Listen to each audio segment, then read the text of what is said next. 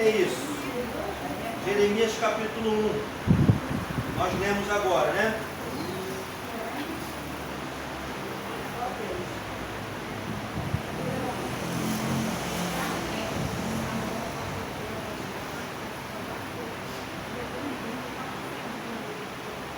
Agora na nossa apostila, tá? Página 40. Vamos falar aqui, ó, Jeremias 1, o profeta relutante.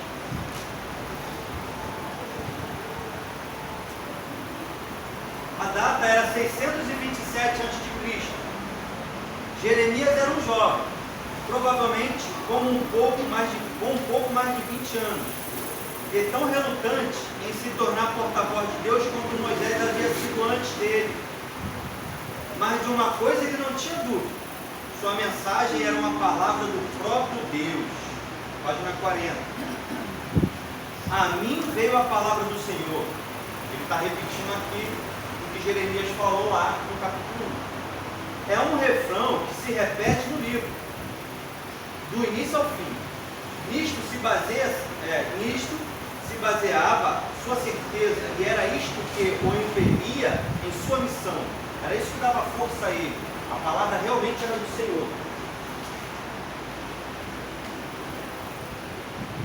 Jeremias logo recebeu uma visão. Versículo 11 e 19. Deus mostrou e explicou ao profeta o que ele iria fazer e o que Jeremias deveria dizer ao povo.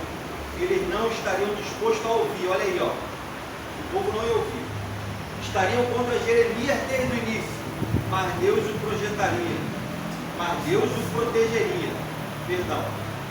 O padrão de toda a vida de Jeremias foi determinado nesse primeiro encontro com Deus.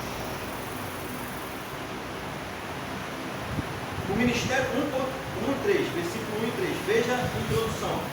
O ministério do profeta é negativo e positivo, destrutivo e construtivo. Tem a ver com juízo e promessa. É sempre esses dois viés, né? Desconstrói, constrói, né? Negativo, positivo,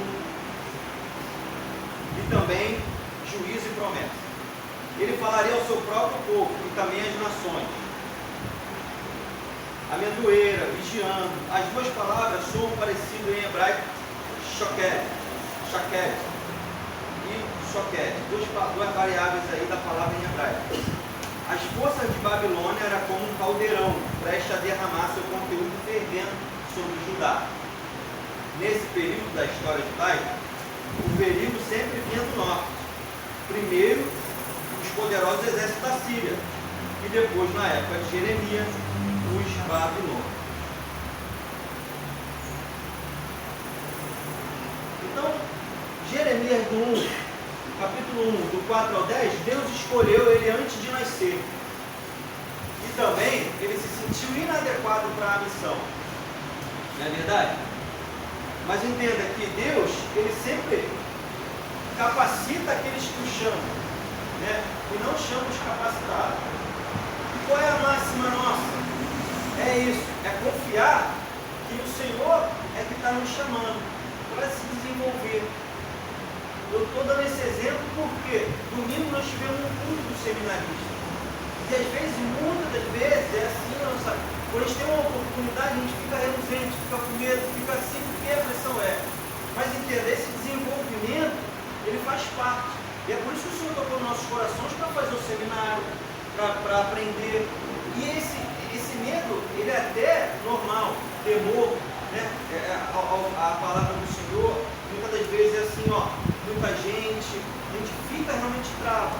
Imagina essa missão no coração dele, de Jeremias. Ó, eu sou ainda uma criança, sou um menino, não faça isso. Mas o Senhor falou, ó, não fala que você é uma criança, sou eu que estou te chamando. Vá que no decorrer da caminhada eu vou te capacitar. Eu vou colocar a palavra na tua boca.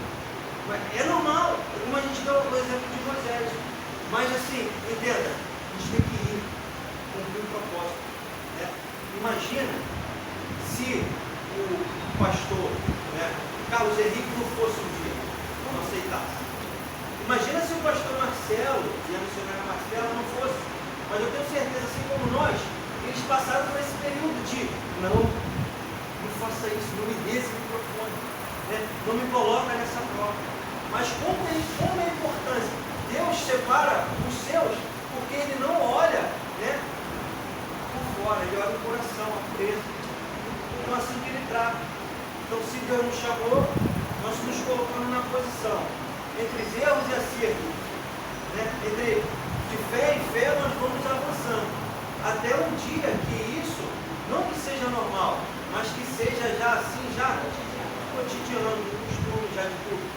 Saber que cada um é importante no ministério do Senhor, né? Que precisa de um dirigente com culto, que precisa de uma pessoa que vai levar a palavra, que precisa de um louvor, que precisa de, né, que precisa dos obreiros, que precisa cada um.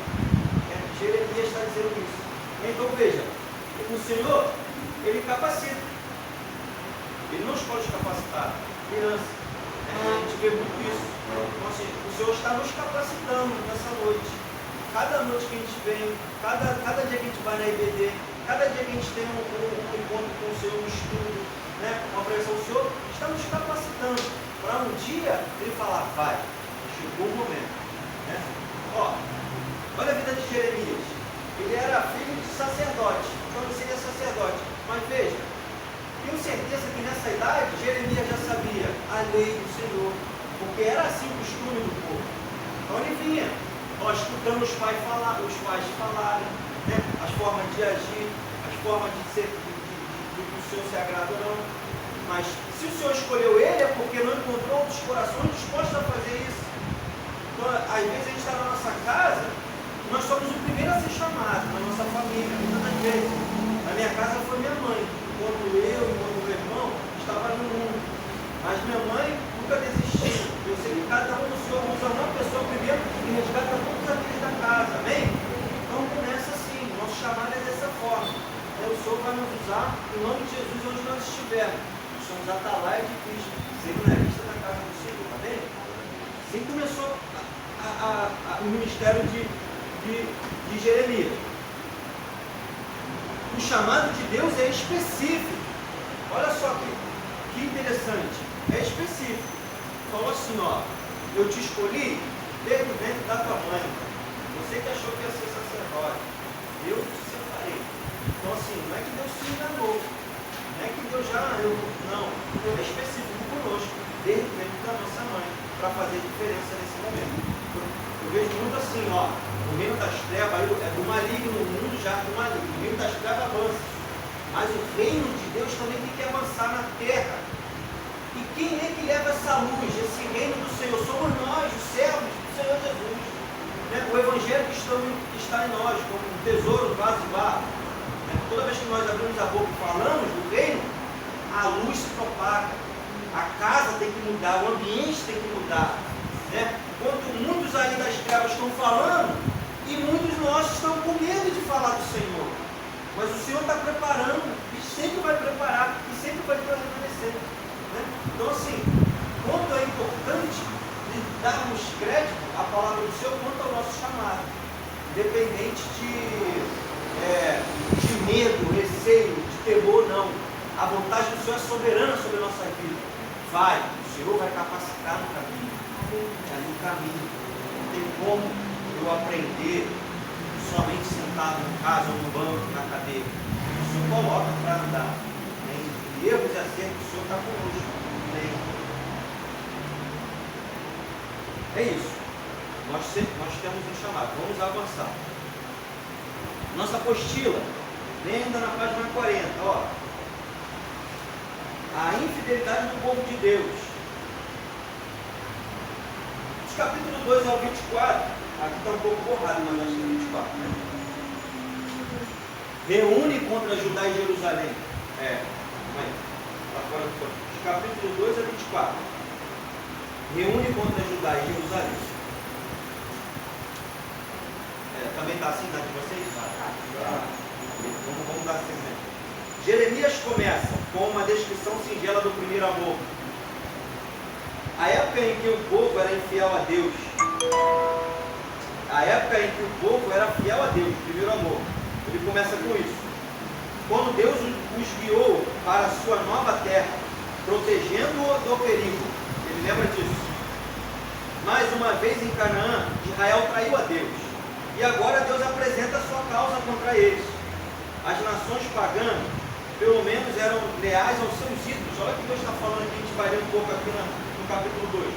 Ó, o povo pagão, eles são fiéis aos ídolos deles. Mas vocês não são fiéis a Deus. São mais prudentes. Deus está falando, é com vocês. Entenda, é com vocês, povo de Israel, né?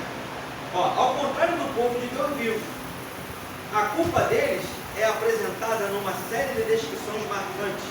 Eles preferem sua própria água poluída à fonte da água fresca oferecida por Deus. Então, eles rejeitam ao Senhor. Preferiam pedir ajuda ao Egito, à Assíria, e em vez de confiar em Deus. A vinha de Israel se tornou uma vinha brava. 41. Como esposa transformada em prostituta qualquer.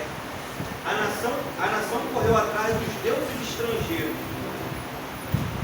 Panela de barro. Uma das primeiras visões de Jeremias foi a de uma panela prestes a derramar. A descrição estava fervendo sobre o povo de Deus que vinha da Babilônia, a grande potência do norte. Jeremias capítulo 2. Nós vamos ler do 1 ao versículo 8, tá? Não vamos ler todo não. Do 1 ao 8, tá?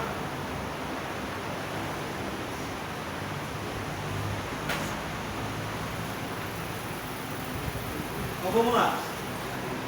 E veio a mim a palavra do Senhor na Bíblia. Vai e proclama aos ouvidos de todos em Jerusalém o seguinte: eu me recordo bem do teu profundo e leal amor, como minha noiva nos tempos da tua juventude. Como recém-casados, estávamos apaixonados por mim ou por você, e me seguias pelo deserto, por terras áridas e ainda não semeadas. As terras áridas e ainda não semeadas. Ora, Israel, meu povo, era considerado para com Yahvé, o Senhor, como a primícia de sua colheita.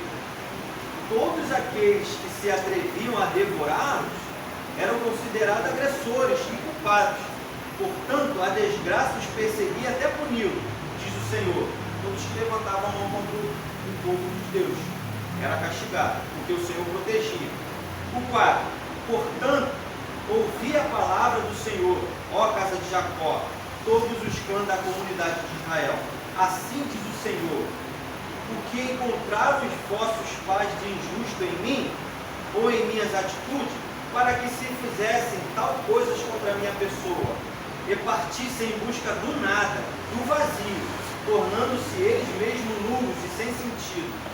Ora, eles me questionaram: onde está o Senhor? O 6. 2:6. Eles me questionaram: onde está o Senhor, que nos fez sair da terra do Egito e nos conduziu pelo deserto, por uma terra de estepes e barrancos, por uma terra seca e de trevas, por uma terra que ninguém atravessa, e na qual o ser humano não tem condição de viver? Fez uma pergunta ao povo. Entretanto, o Senhor diz: eu vos trouxe para uma terra fértil, a fim de que alimentasse e se aproveitassem de todos os seus bons frutos e bens. Contudo, vós adentrastes e profanastes a minha terra, e tornaste a minha terra em herança abominável. Os sacerdotes não indagaram pelo Senhor. Os intérpretes da Torá, da lei, deixa eu ver aqui na minha, 8. Os sacerdotes não disseram: onde está o Senhor? E os que tratavam da lei não me conheceram. E os pastores prevaricaram contra mim. E os profetas profetizaram por Baal. E deram após o que é de nenhum proveito. Enfim, a palavra do Senhor está dizendo que Israel o traiu, né? Que foram tudo contra ao Senhor e importaram. Deixa eu ver qual é que está.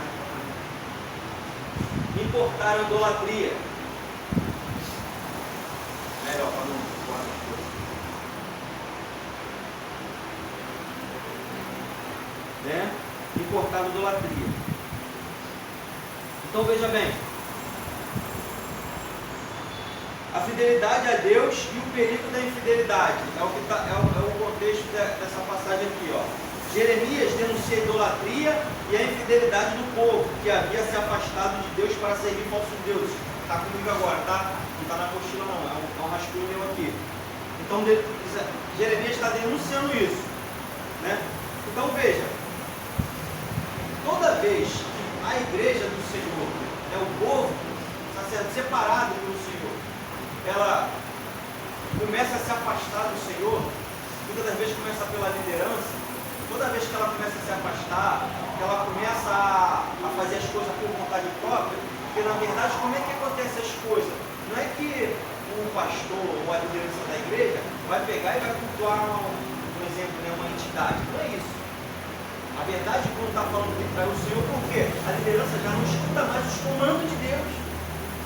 Já querem fazer aquilo que lhe apraz. E não a direção do Espírito Santo do Senhor. E começa a fazer a sua vontade própria. E aí começa a voz do Senhor ficar nula no meio da igreja. Então, ó, veja, a igreja deve permanecer fiel, rejeitando qualquer forma de idolatria moderna, como apego ao materialismo, status, ideologias contrárias ao Evangelho, né? Então, assim, isso tudo, ó, ideologia, status, apego ao materialismo, e acaba não fazendo o que o Senhor pede para fazer, né? Que é o auxílio, né? Que é um tratamento, que é cuidar bem da ovelha, né? Que é direcionar, enfim, às vezes acontece muito de só pensar em extrair, sugar, tratar na verdade não trata. Aí acontece tudo isso, né? Então perde o foco daquilo que Deus está pedindo para a igreja fazer, né? E não somente também na igreja, agora diminuindo um pouco na nossa vida é assim também. Toda vez que a gente começa a fazer só o nós não ouvir a voz do Senhor, acaba as coisas também saindo do eixo. Acaba saindo também do eixo. Vamos dar continuidade. Até aí, ok? Amém? Ó, agora nós vamos avançar um pouco na 41. Daqui a pouco a gente vai ter um intervalozinho. Jeremias 3, 11 ao 4. Aqui, ó. Volta, ó Israel. Nós vamos ler essa parte aqui agora. Deus ainda estava Deus ainda estava pronto a salvar o seu povo. Se eles realmente se arrependessem, Deus ainda estava pronto. Ele os traria de volta do exílio como nação unida, cuja adoração seria uma realidade viva e não um mero ritual. A Arca da Aliança ficava no lugar santíssimo do templo, e dentro dela havia uma cópia da lei. Ela não mais seria necessária quando a lei de Deus, quando a lei de Deus estivesse escrita nos corações de todos, né? Agora internamente. A coisa vergonhosa, o eufemismo para Baal, traduzido por Baal, o Deus da vergonha. Todos os meninos, lá no 4:4, no capítulo 4, versículo 4 da Bíblia, está escrito isso daqui, ó, o que a gente vai ler agora na nossa apostila. Todos os meninos dos hebreus eram circuncidados ao 8º dia, como um sinal de que entraram no relacionamento da aliança com Deus. Não havia circuncisão feminina, mas as mulheres de Israel também eram povo da aliança de Deus. Contudo, nenhuma marca externa podia transformar uma pessoa em filho de Deus, se não houvesse ao mesmo tempo uma circuncisão do coração, da mente e da vontade. Capítulo 3, vou ler do 14 ao 18 aqui, ó, na Bíblia Sagrada, para a gente entrar nesse contexto aqui. Capítulo 3, versículo 14 ao 18.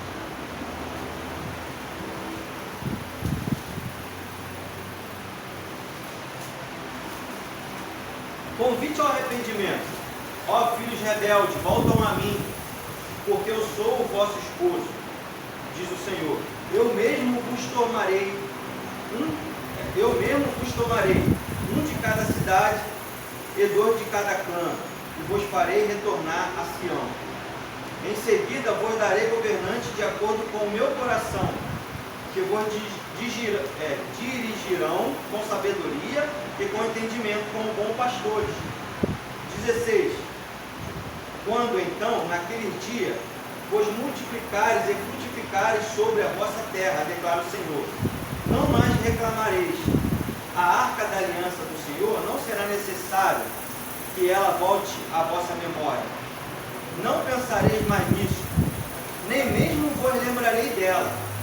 Não sentireis sua falta, tampouco fará outra arca. Quando este tempo chegar, chamarão Jerusalém o nome do Senhor, e todas as nações se reunirão para honrar o nome do Senhor. Não mais viverão de acordo com a teimosia de seus corações, inclinados a praticar o mal. Naquela época, a casa de Judá caminhará com a casa de Israel, e unidas retornarão do norte para a terra que entreguei como herança aos vossos pais desde a antiguidade. Até aqui. Então está dizendo isso, que quando isso tudo acabar, o coração deles estaria, dentro do coração que estaria a palavra do Senhor, e não mais na lei. Isso a gente acabou de dizer, que depois do cativeiro babilônico, depois desse tempo de justiça, Deus retirou tudo do povo, inclusive a terra, a família, dizimou tudo. Depois, quando Deus restaurou e trouxe ele de volta, aí sim a palavra do Senhor foi para o coração. Eles não praticavam mais a idolatria a outros deuses, nem cultuavam, nem praticavam, nem se viravam contra o Senhor. Até hoje, como volta a dizer, o Senhor é o único Deus de Israel. Esse julgamento, essa justiça de Deus do povo fez mudar para sempre. A gente pensa dessa forma, veja bem, o arrependimento, ele não é quando a gente chora, né? Quando a gente, isso daí é sentimento, a gente fica magoado, me perdoa, Senhor, porque eu pequei e chora. Não. Aí, o arrependimento verdadeiro é aquele que quando eu de coração entrego o Senhor ao que eu errei, mas não cometo de novo esse pecado. E é isso que o Senhor vê nos corações. Não adianta choro, lamentação, não adianta obras, não adianta pegar e fazer, agora eu vou ajudar todo mundo, porque um dia eu roubei, porque um dia eu fiz isso. Não, é não fazer de novo. É você de uma vez por toda mostrar. Aí, Rodrigo, Diácono Rodrigo, como é que isso funciona? Entenda, Deus conhece os nossos corações. E vai ter um dia que o Senhor vai nos colocar à prova quanto aquilo. Não é verdade? É aquilo que um dia mais eu fiquei, que eu tive mais fracasso na vida espiritual, que eu mais caí, que o Senhor vai perceber que quando depois que me tratar, Ele vai me colocar à prova diante disso de novo. Seja um vício, seja um adultério, não é verdade? Seja uma pessoa que te fez mal. E aconteceu isso com o povo. O Senhor falou, vou trazer vocês de volta e vocês nunca mais vão adorar outro Deus. Amém. Não. Agora, para finalizar, para a gente ter um intervalo, olha, veja bem. Aqui no final eu quero destacar uma palavrinha, ó. Circuncisão do coração, da mente e da vontade. Veja bem.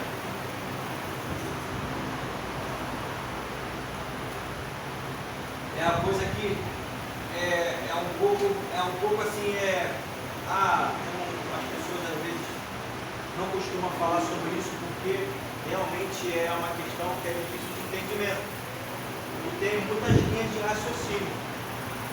Mas entenda que para aceitar o nosso Senhor Jesus Cristo, como está escrito, se confessares com a tua boca, o Senhor é o Senhor único Salvador, e crer no teu coração que o nosso Deus ressuscitou e hoje Ele está à destra do Senhor, será o quê? Será salvo. Aí ele fala, por quê? Com a boca você vai professar para salvação. E com o coração será imposta a justiça para que você realmente crê nisso. Vamos ler isso, por quê? Porque está falando assim, porque tem que testificar no coração que tu creu realmente que o Senhor Jesus ressuscitou. ainda tem essa parte, não é somente, eu aceito o Senhor Jesus como meu único suficiente Salvador, mas ainda tem a segunda parte que muitos não falam, e crer realmente no coração que Deus o ressuscitou.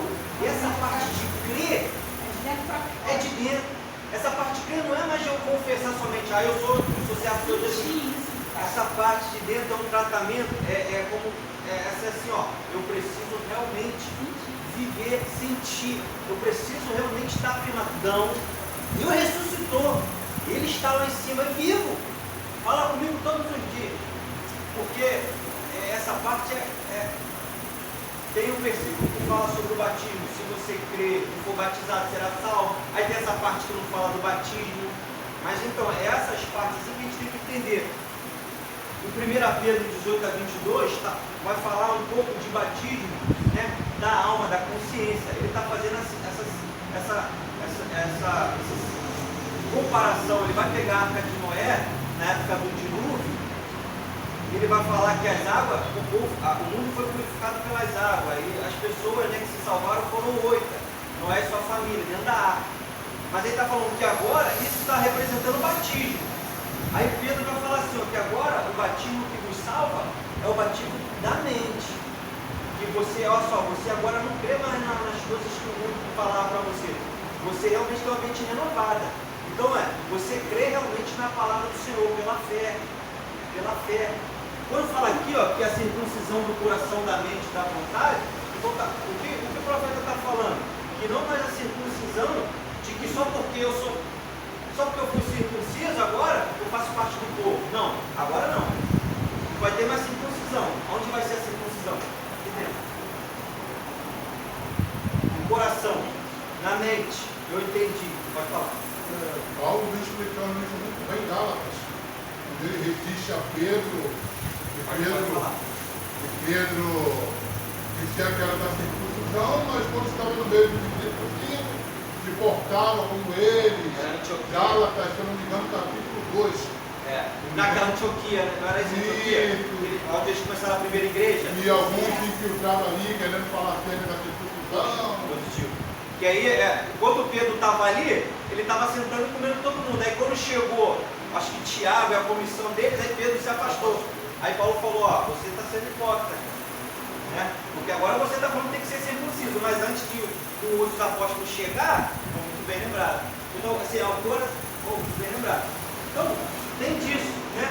Essa questão de a sua mente ser uma... E como é tratada a nossa mente, a nossa alma?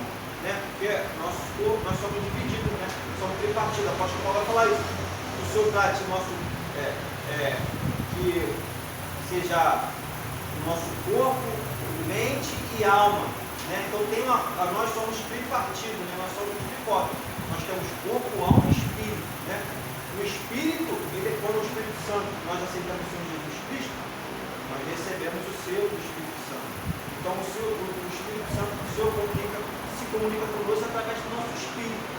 Mas entenda que a nossa alma, o nosso intelecto, se a gente for puxar o que é alma, intelecto, vontade, é como se fosse assim, o meu caráter, o que um dia foi instruído a eu ser uma pessoa assim, né? O meu pai, minha mãe, o mundo, a escola, eles me formaram um caráter assim, mas agora a palavra do Senhor vem desconstruindo todo esse caráter do mundo, até que Cristo seja formado em nós. E como é isso? É um processo, dia após dia, a palavra do Senhor que nos lê. Não somos nós que lemos a Bíblia. A Bíblia é que nos lê e faz um raio-x de tudo que está errado na gente. Isso daqui está errado, você tem que se acertar aqui. A gente vai ver ali como um barro na mão do oleiro, que o Senhor pega, ele amassa, depois ele refaz de novo, não ficou legal, ele amassa, se refaz de novo. Jeremias vai trazer isso, é dessa forma. Deus vai tratando nossa mente, vai limpando nossa mente, vai limpando a nossa forma de agir, o nosso caráter vai mudando, quem xinga não xinga mais, quem fumava não fuma mais, quem adulterava, até que Cristo seja formado em vós, mas aí até que a minha consciência tenha exata certeza, convicção, a fé. O Senhor vai falar que a fé, né? Se você tiver um fé como está no estado, você consegue fazer um monte de coisa aqui para lá. Então, a fé tem muito disso. Se eu mesmo vou pregar sobre a profecia, por exemplo, vou pregar sobre Ezequiel, vai profetizar sobre os ossos, vale dos ossos secos. Mas aí, eu mesmo não tenho fé o suficiente para profetizar na minha vida.